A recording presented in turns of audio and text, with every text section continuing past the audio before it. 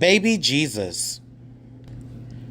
A young lady named Mary lived in the town of Nazareth.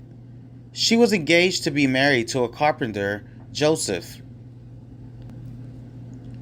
One day an angel appeared to Mary. He said, "Greetings, God is with you." Mary was afraid, so he told her, "Do not be afraid.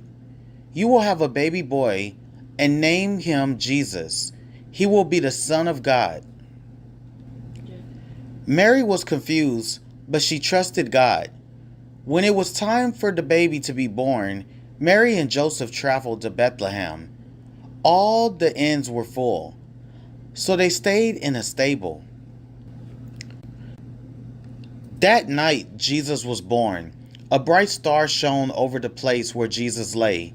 People traveled for miles to worship the newborn King, the Savior of the world. The end.